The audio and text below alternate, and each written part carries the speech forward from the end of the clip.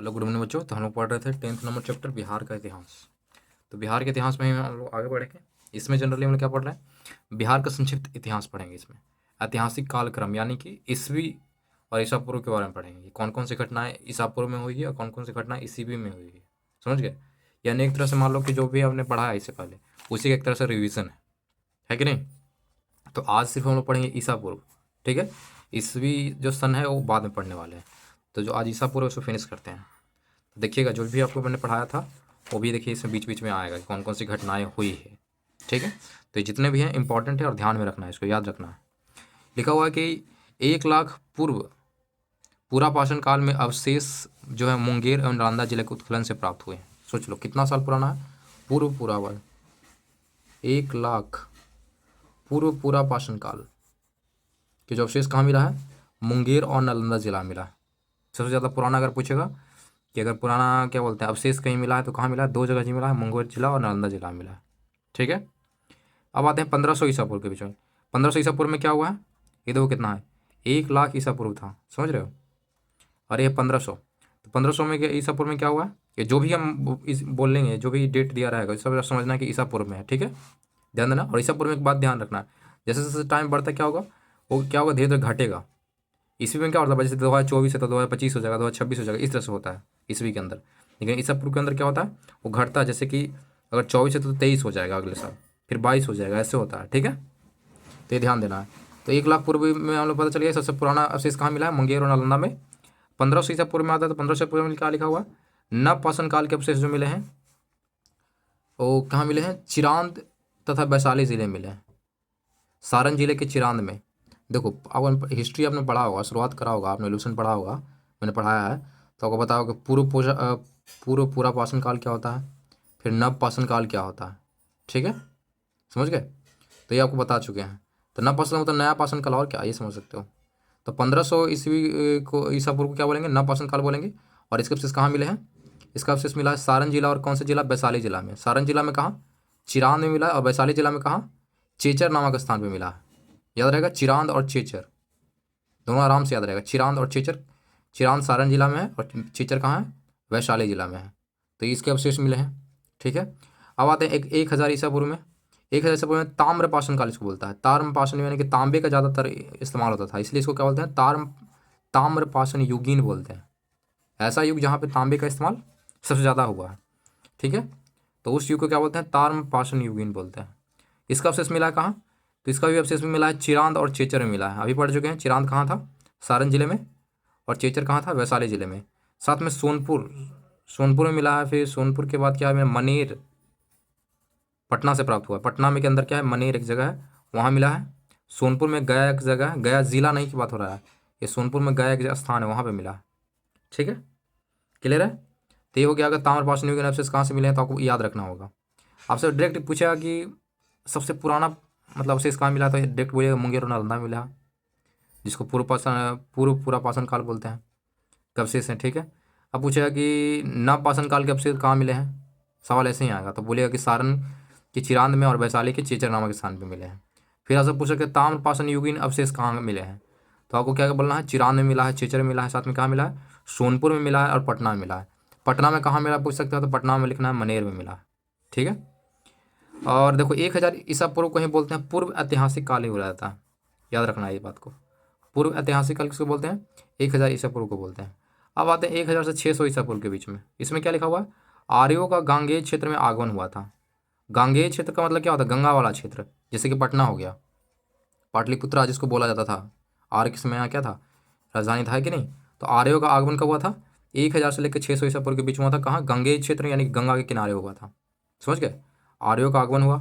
फिर 563 से लेकर 483 ईसा पूर्व के बीच में क्या हुआ, महात्मा बुद्ध का जीवन काल इसको बोला था। पूछ सकता है वो कि महात्मा बुद्ध का जीवन काल किस ईसा पूर्व के बीच में होता है, या किस ईसा पूर्व को बोल सकते हैं महात्मा बुद्ध का जीवन काल। तो याद रखना 563 से लेकर 483 ईसा पूर्व क्या बोलेंगे, महात्मा बुद्ध का जीवन काल। और बिहार में तो काफ़ी ज़्यादा अवशेष मिलते हैं, यहाँ बहुत ज़्यादा लोग मानते थे महात्मा बुद्ध को बिहार के अंदर। अब आते हैं 540 से लेकर 468, 540 से लेकर 468 ईसा पूर्व में क्या हुआ, वृद्धमान महावीर का जीवन काल मिलता है। महावीर कौन थे, आपको पढ़ा चुके हैं लूसन के अंदर, किस धर्म के संस्थापक थे, अब कमेंट करके बताना है, ठीक है। तो वर्तमान महावीर क्या बोलते हैं, जीवन काल का मिलता है कब, तो 540 से लेकर 468। तो पहले कौन आए थे, महात्मा बुद्ध आए थे, उसके बाद महावीर आए थे। क्लियर है।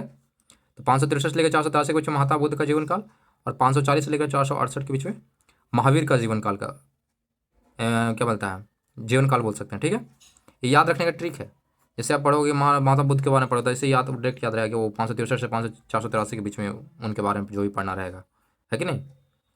अब लिखा हुआ है मगध नरेश बिंबिसार का शासनकाल, देखो क्या रहा है, 544 से लेकर 492। मगध नरेश बिंबिसार का शासनकाल हुआ था, मगध का उत्कर्ष प्रारंभ हुआ था। अब सवाल आप पूछता है कि मगध का, आपने पढ़ा चुके हैं इससे पहले भी कि मगध का संस्थापक कौन थे। मगध नहीं बोला था, आपको क्या बोला था, मौर्य वंश के संस्थापक कौन थे, चंद्रगुप्त मौर्य थे। देखो बिंबिसार के बारे में कहाँ पढ़ना है, एक सेकंड, मैंने बिंबिसार के बारे में आपको पढ़ाया है। हाँ, हर्यक वंश के संस्थापक। देखो सबसे पहला वंश जो आया भी है तो बिहार के अंदर कौन सा वंश रहा है, हर्यक वंश रहा है। और हर्यक वंश के संस्थापक कौन रहे हैं, बिंबिसार रहे हैं, बताया कि नहीं। तो सबसे पहला जो वंश आने वाला बिहार में जिसका शासनकाल रहा है वो हर्यक वंश रहा है, और हर्यक वंश के संस्थापक बिंबिसार हैं। तो वही सवाल आपको लिखा हुआ है कि क्या लिखा हुआ है, ध्यान दीजिएगा। मगध नरेश बिंबिसार का क्या बोलता है, शासनकाल उसको बोलते हैं, 540 लेकर 492। और साथ में मगध का उत्कर्ष भी हुआ था इस समय। फिर 492 से लेकर 460 के बीच में क्या हुआ, अज्ञात शत्रु का शासनकाल बोलता है। अज्ञात शत्रु, अजात शत्रु कौन था। साथ में वैशाली का विजय भी इसी शासनकाल में, इसी ईसा पूर्व के बीच में हुआ, 492 से लेकर 460 के बीच में वैशाली का पर विजय और अजात शत्रु का शासनकाल। अजात शत्रु कहाँ पढ़े थे हम लोग, देखिए ध्यान देना, और पढ़ा चुके हैं अजात शत्रु के बारे में।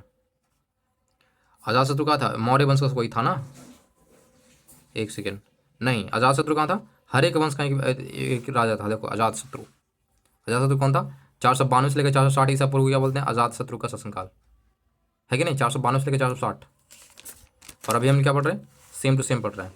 492 से लेकर 460 अजात शत्रु का क्या है, शासनकाल है। और वैशाली पर विजय इसी शासनकाल के बीच में हुआ था, इसी बोलते हैं ईसा पूर्व के बीच में हुआ था। क्लियर है। अब पढ़ते हैं 483 ईसा पूर्व में क्या हुआ भाई, तो ध्यान देना। 483 ईसा पूर्व में राजधानी में, सॉरी, राजगीर में प्रथम बौद्ध संगीति हुआ था। पूछ सकता है कि प्रथम बौद्ध संगीति कहाँ हुई थी, तो आपको याद रहेगा राजगीर में। कब हुआ था, 483 ईसा पूर्व के बीच में हुआ था। और अजात शत्रु के समय क्या हुआ था, ये आयोजित किया गया था। सवाल ये आएगा कि प्रथम बौद्ध संगीति जो हुआ था और कहाँ हुआ था और किसके शासनकाल में हुआ था, तो राजगीर के अंदर हुआ था और अजात शत्रु के शासनकाल में हुआ था। अजात शत्रु कौन था, तो हरेक वंश का एक राजा था। क्लियर है। और पूछ सकता है कब हुआ था, तो 483 ईसा पूर्व के बीच में हुआ था, 483 ईसा पूर्व में हुआ था, ठीक है। क्लियर है। अब पढ़ते हैं 460 से 444 ईसा पूर्व में क्या हुआ भाई, तो उदय भद्र यानी उदयीन इसका दूसरा नाम है, उपनाम इसको क्या बोलता था, उदयीन के नाम से जाना जाता था, उदय भद्र, और इसका उपनाम क्या था, उदयीन। इसका क्या था, इसका शासनकाल था 460 से लेकर 440 ईसा पूर्व, उदय भद्र का शासनकाल। अब देखो उदय भद्र कहाँ था, 444 मैंने क्या बोला, 460 से लेकर 444, देखो 460 से लेकर 444 पढ़ा है ना, पढ़ाए थे। उदयीन का क्या है, शासनकाल रहा है। और ये किस वंश का राजा है, ये हरेक वंश का राजा, ये भी हरेक वंश का राजा है। क्लियर है। तो ये भी याद रखना है, ऐसे रिलेट करके याद रखोगे सारा याद होगा। जो पिछला बार पढ़ा है उसी का सिर्फ ये क्या है, डेट को जो सीक्वेंस वाइज लिखा गया, सेम टू सेम पिछले क्लास लाई है। अब देखो क्या लिखा हुआ, 455 ईसा पूर्व में क्या हुआ, 455 ईसा पूर्व में था पाटलिपुत्र को उदयीन ने क्या बनाया था, राजधानी बनाया था। देखो ये बात ध्यान रखना कि पहले जो पाटलिपुत्र राजधानी नहीं हुआ करती, तो किसने राजधानी बनाया पाटलिपुत्र को, तो उदयीन ने बनाया था। उदयीन कौन था, तो हरेक वंश का एक राजा था जिसने पाटलिपुत्र यानी कि पटना को क्या बनाया था, राजधानी बनाया था। 455 ईसा पूर्व में बनाया था। देखो पहले क्या था, पहले ग्रीवरज के था राजधानी, जो पहले राजधानी बनाया गया था हरेक वंश का, कहाँ था, वो ग्रीवरज में था, पढ़ाए थे। उसके बाद चेंज करा गया पाटलिपुत्र में, किसने करा, तो उदयीन ने करा था। क्लियर है।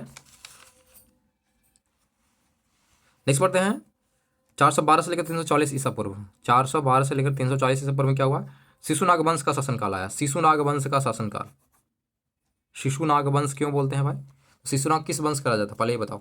देखो शिशुनाग वंश कहाँ है, कब लिखा हुआ है, 412 से लेकर 340, उसका वंश का नाम ही क्या है, शिशुनाग वंश है। और संस्थापक कौन है, शिशुनाग है। कब से कब राज किया है, देखो शिशुनाग वंश किया 412 से लेकर 340 लिखा हुआ है ना, शिशुनाग वंश चला है, वही लिखा हुआ सेम टू सेम, 412 से लेकर 340 ईसा पूर्व तक चला है शिशुनाग वंश। क्लियर है। अब देखो क्या हुआ, 383 ईसा पूर्व में क्या हुआ था, यानी शिशुनाग वंश के समय में ही, यानी बीच में पड़ता 383, है कि नहीं। इसी समय क्या था, वैशाली में द्वितीय बौद्ध संगीति हुआ था। पूछेगा कि द्वितीय बौद्ध संगीति कहाँ हुआ था, तो वैशाली के अंदर हुआ था। ये सवाल बिल्कुल आएंगे। और किसके समय आयोजित किया था, तो कालाशोक के समय आयोजित किया था। कालाशोक, कालाशोक के समय आयोजित किया था। कालाशोक कौन था, तो शिशुनाग वंश का क्या था, एक राजा था। देखो कालाशोक, कालाशोक कब है, 395 से लेकर 366 ईसा पूर्व के बीच में शासनकाल कर रहा है कि नहीं। तो कालाशोक कौन है, शिशुनाग वंश का एक राजा है। और कालाशोक के समय क्या हुआ था, द्वितीय बौद्ध संगीति हुआ था, सेकंड नंबर का बौद्ध संगीति हुआ था। कहाँ में हुआ था, तो क्या हुआ था, वैशाली के अंदर। देखो वैशाली के अंदर।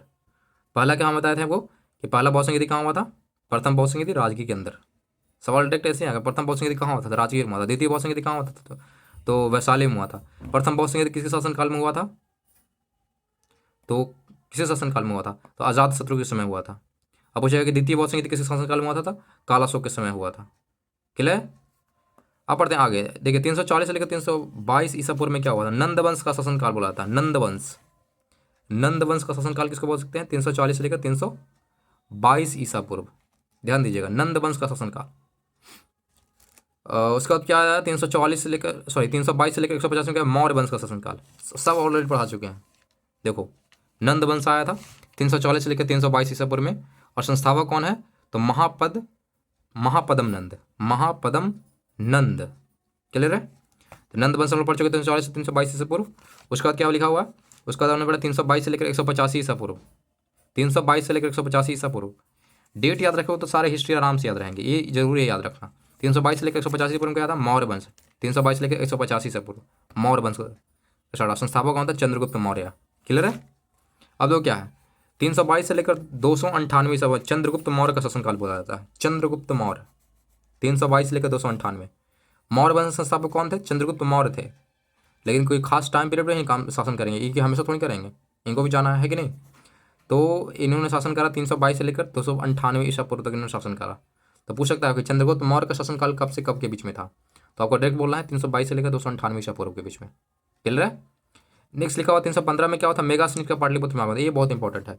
मेगासनीज पाटलिपुत्र में आया था, पाटलिपुत्र यानी पटना में आया था। कब आया था, तो 315 ईसा पूर्व। अब देखो रिलेट करके देखो कि किसके शासनकाल में आया होगा। 315 यानी कि देखो चंद्रगुप्त मौर्य ने शासन कब करा, 322 से लेकर 298 तक करा। मेगासनीज कब आया, 315 में आया है, यानी कि चंद्रगुप्त मौर्य से भी पहले आया है कि नहीं। यानी कि ये नंद वंश के समय आया होगा। देखो मौर्य वंश से पहले क्या था, नंद वंश था। 322 से मौर्य वंश स्टार्ट हो रहा है, लेकिन ये आया कब, ये आया है देखो, नहीं देखो ध्यान से, ये मौर्य वंश के समय ही आएगा। देखो कैसे 315, 322 के बाद घटाना है, बढ़ाना नहीं है, पीछे जाना होगा तो क्या करना होगा, 315 कब आएगा, धीरे धीरे घटेगा। यानी कि 322 से और 298 के बीच में ही 315 आएगा। ये नहीं सोचना कि 322 से पहले आएगा 315, एक गलतफहमी में नहीं रहना, क्योंकि यहाँ कहाँ पढ़ रहे हैं, ईसा पूर्व के बारे में पढ़ रहे हैं। हमको भी कन्फ्यूजन अभी हो गया था कि 315 जो आएगा उससे 322 से पहले आएगा, नहीं 322 के बाद आएगा, क्योंकि घटते क्रम में होता है ना। ईसा पूर्व क्या होता है, 322 है, 322 से तो अगले साल क्या हो जाएगा, 321 हो जाएगा ये। फिर उसका साल क्या हो जाएगा, अगले साल हो जाएगा। जैसे जैसे साल बढ़ेगा ये धीरे धीरे घटता जाएगा, क्योंकि ईसा पूर्व में है। तो 315 जो कब आएगा, वो चंद्रगुप्त मौर्य के शासनकाल के समय ही आएगा। ठीक है। तो 315 में आया था मेगासनीज, कहाँ आया था, पाटलिपुत्र में आया था। इससे क्या पता चलता है कि चंद्रगुप्त मौर्य के समय ही आया था। क्लियर है। 298 से लेकर 272 इसको बोलते हैं बिंदुसार का शासनकाल। 298 से लेकर 272 बिंदुसार का शासनकाल। बिंदुसार कौन था बताइए। तो बिंदुसार ऑलरेडी पढ़ चुके हैं कि बिंदुसार कौन थे, मौर्य वंश के एक राजा थे, जो कि 298 से लेकर 272 ईसा पूर्व तक इन्होंने शासन करा। क्लियर है। तो ये भी आपको याद रखना होगा बिंदुसार के बारे में। क्लियर है। 298 से लेकर 272 बिंदुसार का शासनकाल। अब आते हैं 272 से लेकर 232 272 से लेकर 232 ईसा पूर्व में क्या है, अशोक महान का शासनकाल। अशोक महान यानी कि सम्राट अशोक का बात हो रहा है। ये बहुत इंपॉर्टेंट राजा रहे हैं मौर्य वंश के। तो इनके बाद जानना है 272 से लेकर 272 से लेकर 232। क्लियर है। 272 से लेकर 232 ईसा पूर्व तक इन्होंने क्या करा, शासनकाल करा, इनका शासनकाल रहा। और इन्हीं के समय क्या हुआ था, कलिंग का युद्ध लड़ा गया था। कब देखो 261 ईसा पूर्व में लड़ा गया, यानी कि 272 और 232 के बीच में ही होगा, है कि नहीं। तो 261 ईस्वी में हुआ था। ये पूछ सकता है आपको डायरेक्ट, ये कलिंग का युद्ध कब हुआ था, तो डायरेक्ट बोलना है 261 ईसा पूर्व में हुआ था। 261 ईसा पूर्व किसके शासनकाल में हुआ था, सम्राट अशोक के शासनकाल में हुआ था। पाटलिपुत्र में द्वितीय आया था तृतीय बौद्ध संगीति। हम देखो पहला भी पढ़ चुके हैं, दूसरा भी पढ़ चुके हैं। अब तीसरा पूछेगा कि तृतीय यानी कि तीसरा बौद्ध संगीति कहाँ हुआ था, तो पाटलिपुत्र यानी कि पटना के अंदर हुआ था। कब हुआ था? तो 250 ईसा पूर्व। अब सोच के बताओ कि 250 ईसा पूर्व किसके शासनकाल में आएगा? सोचो आप। अशोक महान का शासनकाल रहा है 272 से लेकर 232, यानी कि इसी के बीच में आएगा, है कि नहीं? यानी कि तृतीय बौद्ध संधि किसके शासनकाल में हुआ? सम्राट अशोक के समय आयोजित किया गया। क्लियर है? ऐसे अपने से हिस्ट्री को ढूंढना है, ऐसा नहीं कि आराम से रट जाना है, इसे ढूंढना है, रिलेट करना। तो मैंने फिर से इसको रिपीट कर दे रहा हूँ। जो फर्स्ट बौद्ध संधि थे, सेकंड और थर्ड, तो फर्स्ट किसके समय हुआ था? देखो, प्रथम बौद्ध संधि हुआ था 483 ईसा पूर्व, और ये हुआ था अजात शत्रु के समय आयोजित किया गया था। क्यों? क्योंकि अजात शत्रु ने शासन करा 492 से लेकर 460 ईसा पूर्व में। कहाँ में हुआ था? तो राजगीर में हुआ था। क्लियर है? अब आते हैं दूसरा बौद्ध संधि। द्वितीय बौद्ध संधि का हुआ था, तो ये हुआ था 383 में, और 383 में हुआ था तो किसका शासनकाल में होगा? शिशुनाग कालाशोक के समय हुआ था। कालाशोक ने कब से कब शासन करा? देखो, पहला तो याद रखना है कालाशोक किस वंश का शासन करा। ये तो नंद वंश का राजा था कालाशोक, और इसी के समय द्वितीय बौद्ध संधि हुआ था वैशाली के अंदर 383 ईसा पूर्व में, कालाशोक के समय। और कालाशोक ने राज्य कब से कब तक करा? तो कालाशोक ने राज्य करा 395 से लेकर 366 ईसा पूर्व के बीच में। क्लियर है? और उसके बाद हमने पढ़ा तृतीय बौद्ध संधि। तृतीय बौद्ध संधि कब कहाँ किया गया? तो पाटलिपुत्रा में करा गया, याद रहेगा। और 250 ईसा पूर्व में करा गया। 250 ईसा पूर्व का मतलब क्या हुआ? कि सम्राट अशोक के समय करा गया। क्यों? क्योंकि सम्राट अशोक ने शासन करा 272 से लेकर 232 ईसा पूर्व तक, और इसी के बीच में हुआ था 250 ईसा पूर्व में पाटलिपुत्रा में तृतीय बौद्ध संधि थी। क्लियर है? अब आगे बढ़ते हैं। अब आते हैं 185 ईसा पूर्व। 185 ईसा पूर्व में क्या हुआ था? पुष्यमित्र शुंग द्वारा बृहद्रथ की हत्या और मौर्य वंश के अंत। देखो, 185 ईसा पूर्व में किसके द्वारा? पुष्यमित्र शुंग के द्वारा। सबसे पूछ सकता है कि बृहद्रथ कौन था? बृहद्रथ हो जाएगा मौर्य वंश का आखिरी राजा। देखो, बृहद्रथ अंतिम शासक, मौर्य वंश का अंतिम शासक का नाम क्या है? तो बृहद्रथ नाम है, जिसने शासन करा 187 से 185 ईसा पूर्व, और उनके क्या हत्या करा गया। देखो, 2 साल में बेचारा शासन किए, और इसका हत्या किसके द्वारा करा गया? पुष्यमित्र शुंग के द्वारा इनका हत्या करा गया, और पुष्यमित्र शुंग ने क्या क्या बोलते हैं, गद्दी को हथिया लिया। और इसी के बाद से कौन सा वंश स्टार्ट हो गया? शुंग वंश स्टार्ट हो गया, क्योंकि पुष्यमित्र शुंग ने ही बृहद्रथ को मारा और अपना वंश स्टार्ट कर दिया इसने। तो शुंग वंश का शुरुआत का हुआ था 185 ईसा पूर्व से लेकर 75 ईसा पूर्व तक चला। संस्थापक रहे पुष्यमित्र शुंग, जो कि बृहद्रथ को मारने के बाद बने। क्लियर है? देखो यहाँ पे लिखा हुआ 185 पूर्व में क्या? पुष्यमित्र द्वारा बृहद्रथ का हत्या करा गया और मौर्य वंश का अंत हो गया। ये इंपॉर्टेंट है कि मौर्य वंश का अंत किस ईसा पूर्व में हुआ था? तो 185 ईसा पूर्व में हुआ था। क्लियर है? अब 185 ईसा पूर्व में कौन सा क्या लिखा हुआ? डेमेट्रियस का पाटलिपुत्र पर आक्रमण हुआ था। डेमेट्रियस डेमेट्रियस द्वारा कहाँ? पाटलिपुत्र पर, यानी पटना पर आक्रमण किया गया था। पाटलिपुत्र पे उसी में पाटलिपुत्र नाम था। ठीक है? तो पाटलिपुत्र पर आक्रमण किया था डेमेट्रियस के द्वारा। क्लियर है? अब है 150 से लेकर 75 ईसा पूर्व में किसका शासन रहा? शुंग वंश का शासन। अभी पढ़ा चुके हैं कि पुष्यमित्र शुंग जो है वो शुंग वंश के संस्थापक हैं, और 185 से लेकर 75 ईसा पूर्व तक इन्होंने शासन करा। तो शुंग वंश का शासन काल कब रहा? 185 से लेकर 75 ईसा पूर्व के बीच में। अब आते हैं 75 से लेकर 30 ईसा पूर्व में क्या हुआ? तो कन्न वंश का शासन काल रहा। ये बहुत कम लोग जानते होंगे। कन्न वंश और विक्रम संवत का प्रारंभ ये जो है, ये भी इंपॉर्टेंट है, आपको ध्यान रखना है। तो पूछा कन्न वंश का शासनकाल कब से कब रहा है? तो 75 से लेकर 30 ईसा पूर्व। 75 से लेकर 30 ईसा पूर्व के बीच में किसका? तो कन्न वंश का शासनकाल रहा है। उसके बाद 58 ईसा पूर्व में किसका? विक्रम संवत का प्रारंभ हुआ था। विक्रम संवत का प्रारंभ पूछ सकता है कब हुआ था? तो 58 ईसा पूर्व में हुआ था। क्लियर है? तो आज हमने क्या पढ़ा? बिहार का संक्षिप्त इतिहास पढ़ा, वो भी क्या? ऐतिहासिक कालक्रम पढ़ा, यानी कि डेट के बारे में पढ़ा मैंने। मतलब कालक्रम का मतलब होता है क्या? ईयर के बारे में मैंने पढ़ा, ये मान के चलो। और कौन सा पढ़ा? ईसा पूर्व के बारे में पढ़ा। ठीक है? तो इसको हम अच्छे से क्या करना है, ध्यान में रखना है, इसको याद कर जाना है। और जो भी मैंने पहले 10वां चैप्टर का जो मैंने वीडियो बनाया है उसको ध्यान से देख लेना है, उसी से ये है सारा, उसी का मतलब शॉर्ट फॉर्म है मान के चलो। और अगले क्लास में क्या पढ़ाएंगे? आपको ईस्वी सन पढ़ाएंगे, यानी जो 2012, 13, 14 ईस्वी में क्या होता है? डेट बढ़ता है, मतलब ईयर का जो है संख्या वो बढ़ेगा। जैसे ईयर बढ़ेगा, ईयर का थी भी बढ़ेगा। लेकिन ईसा पूर्व में क्या होता है? घटता है। ईस्वी में क्या होगा? बढ़ेगा। जैसे क्या 320 है, 335 है, फिर 320 है, 335, ये बढ़ता हुआ है, 380 है, देखो है ना, बढ़ता हुआ रहा है। तो ईस्वी सन के बारे में हम पढ़ेंगे अगले क्लास में, थोड़ा सा लंबा है तो थोड़ा ध्यान से पढ़ाना पड़ेगा, है कि नहीं? तो आज के लिए इतना ही। ईसा पूर्व क्या करना है पूरा अच्छे से याद कर जाना। क्लियर है? तो आज के लिए इतना ही। धन्यवाद।